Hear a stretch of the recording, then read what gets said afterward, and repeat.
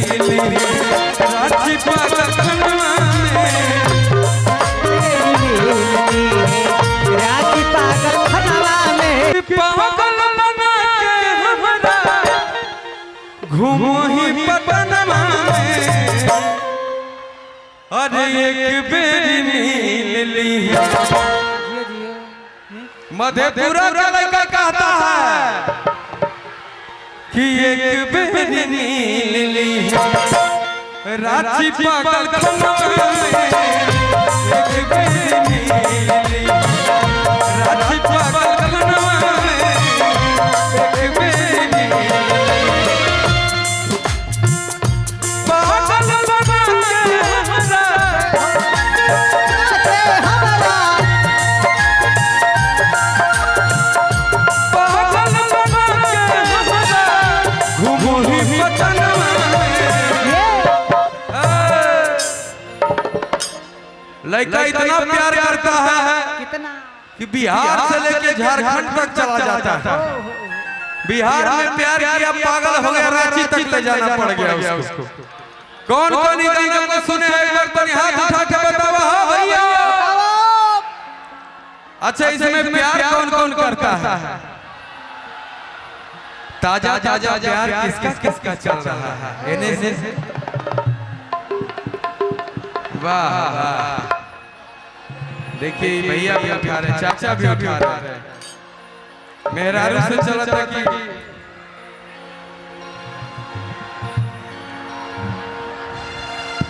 कि पागल बना के हमरा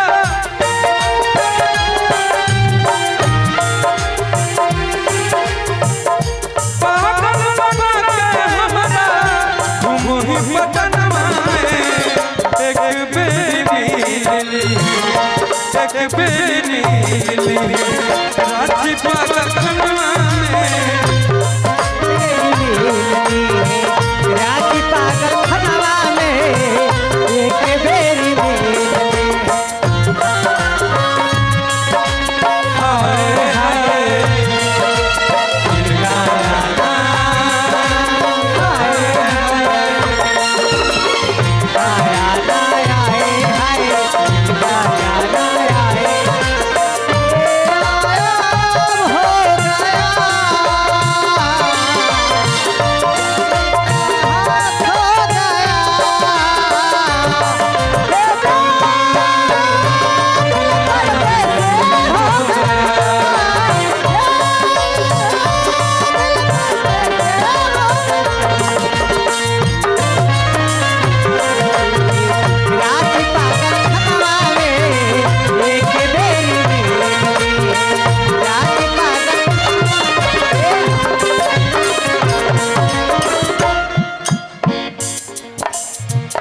बैठना तो खड़े रहा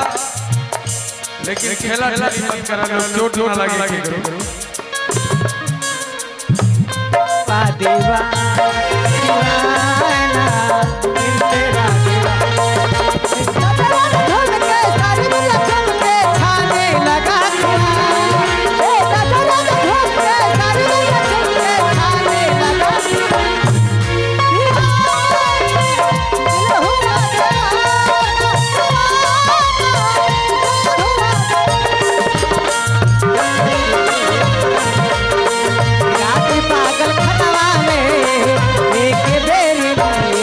अच्छा ये गाना हम गाए थे